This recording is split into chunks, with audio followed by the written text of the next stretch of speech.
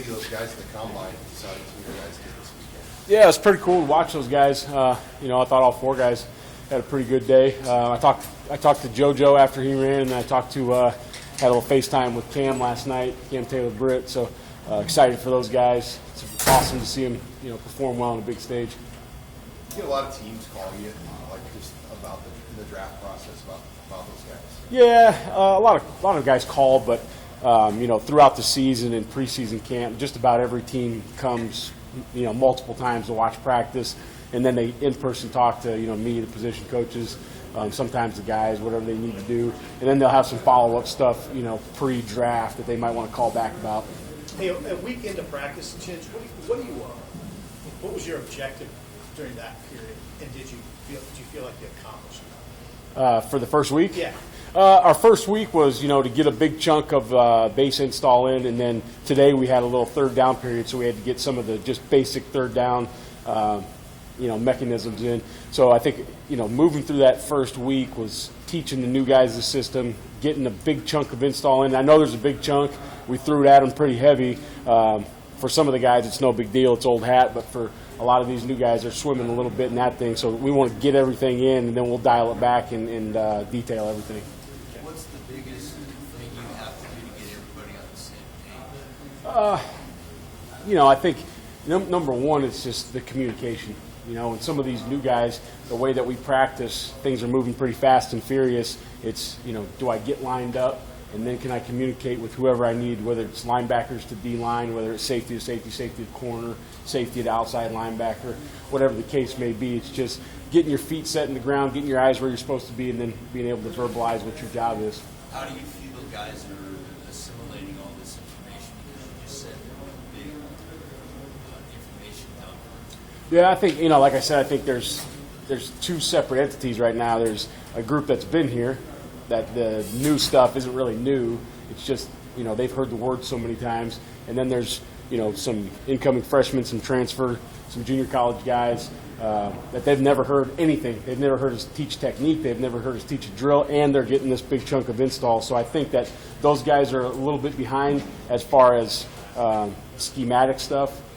And to me, we will catch them up with that. I just want to see them move around, and I want to see them go hard and not be afraid to make a mistake right now. So they have a little bit of catching up to do, but we'll get there. How's Kolarvik taking to the nickel? Yeah, he's done a good job out there. I had no idea how that was going to go, but he's done a good job out there so far.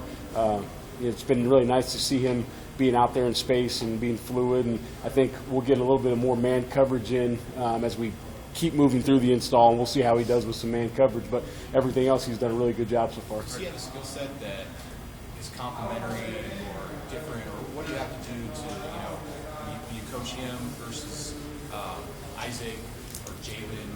How do those guys, how do they differ in their ability to play that position? I don't think they differ much. It's just, technique-wise, body type. You talk about Javen Wright, and he could touch you from here, so it's a little different space, ability, alignment. Where do I need to be? Apex plus, apex minus.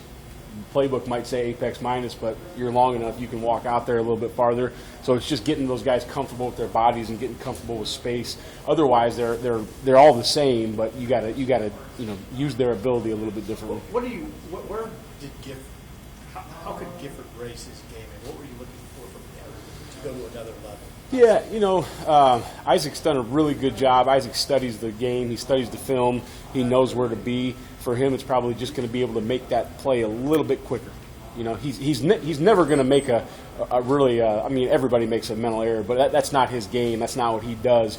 But he needs to see those plays happen and boom, just be able to jump on them a little quicker. And that's how I think he ups his game. Last week, Fisher said Marquise Buford could be kind of a hidden gem in that room, and I know he's a versatile guy. Did you sense coming out of prep school that he had some maturity and has he kind of been what you hoped he would be as a recruit? Yeah, he's been exactly what we thought he'd be. His prep school coach we knew very well. We knew that he was going to have great character, all the intangibles were going to be there. Then we just had to get him out here and see what he could do. And so far, he's met and exceeded expectations. He's playing some corners, some corners, some safety. So he's doing a lot of different things for us, and I think that he's going to be able to help the football team a lot. At what point with that secondary do you want to figure out sort of the puzzle? Is that still a long ways away? Is that something you want by the end of spring? Or Maybe. There's still a lot of time. I mean, you got 2 scrimmages before the spring game that are probably going to tell a big-time story. Everybody looks good when we're tagging off, but when you got to tackle somebody to the ground, that tells a little different story. So we'll get a better picture after those scrimmages. When is the first scrimmage? I think the first one is maybe Friday. That's right. Yeah. Were you guys able to be in pads on Saturday, or was it the first day? No, we were in pads on Saturday. Okay. So with those young defensive linemen, I know Dawson talked last week about how those guys can't be young anymore. Talking about the redshirt freshmen, Newsome. Have you seen an increase or some different kind of urgency from them coming out this spring? Yeah, there's a different urgency, and also they're taking a huge workload. There's just not, at that position, there's not a ton of depth right now, just by sheer numbers. So those guys are taking a ton of reps, and I think it's good for them. It's been hard on them. They've been really tired and they've been gassed, but it's been really good for them. And we get a lot of reps and we get a lot of film to watch with those guys, but they have had a sense of urgency. With Marquise, is there a timeline that you want to have kind of decided where you want to put him, or is that an ongoing? No, I think the more that he can learn, especially some of those guys that are very high learners, the more that he can learn, the better he'll know whatever position he's at. And like Coach Fish, we were talking, and it doesn't make sense to not have him cross-train when he already is doing a really good job at it. That way, if somebody goes down, he can move over. We can slide the next best guy in. We don't have to say, well, the next best guy is the corner, but it's really the 5th guy should be the safety. We can move him around and kind of make that thing work. You say high learning, what does that mean? What's that? When you say high learning, what does that mean? Yeah, just he's got a high level of learning. Some of these guys, there's all different kinds of learners. There's different guys learn differently. Some learn off the film, some learn off the walkthrough, some learn on the playbook. Marquise learns it all, and he's got a higher learning, a little bit like Markel DeSmuke, where it's not just where do I line up in cover 3, where do I go. It's understanding what's the issues, what's the spacing, what's my other guys doing around me. And I think once you can get to that level, then you can become a really good football player. Is Colton Feist a guy who could, maybe people don't talk about as much, but could really help that down? Yeah, absolutely. Yeah, Feast did a great job last year. He played on special teams for us, and he got injured last year a little bit. I thought he was going to have a really good year last year, and I think that he'll have a really good year this year, but he's going to be one of those guys that's going to really help that defensive line. Fisher said he wanted his guys to tackle better. That's secondary.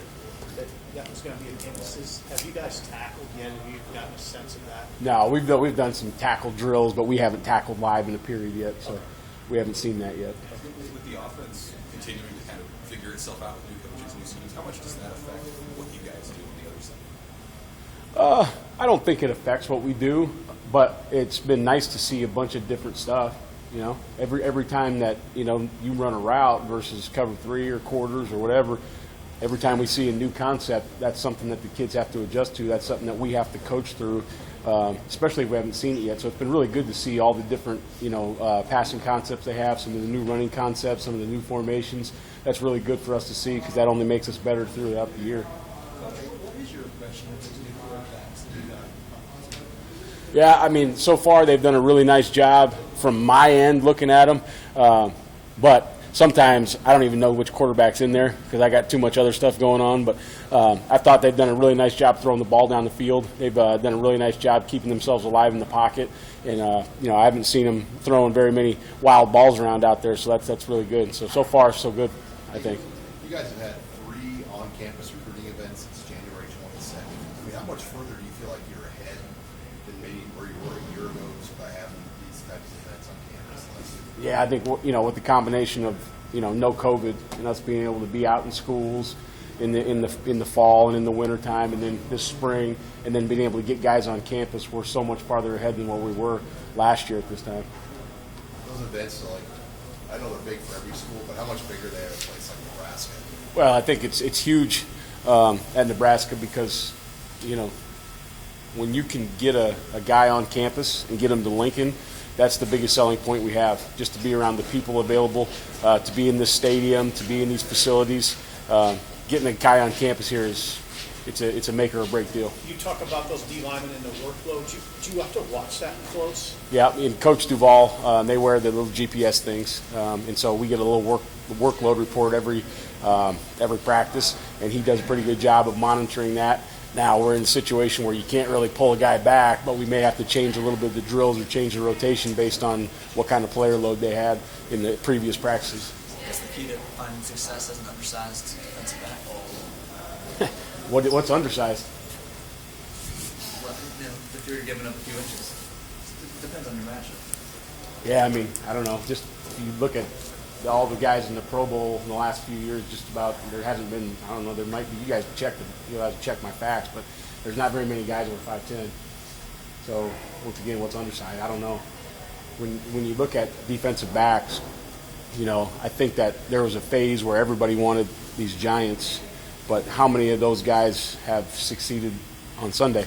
So I don't think there's necessarily an undersized level. It's just, to me, there's a line of demarcation. Like, you know, are you around that 5'10" range? You're big enough. You know, you're not undersized at that point.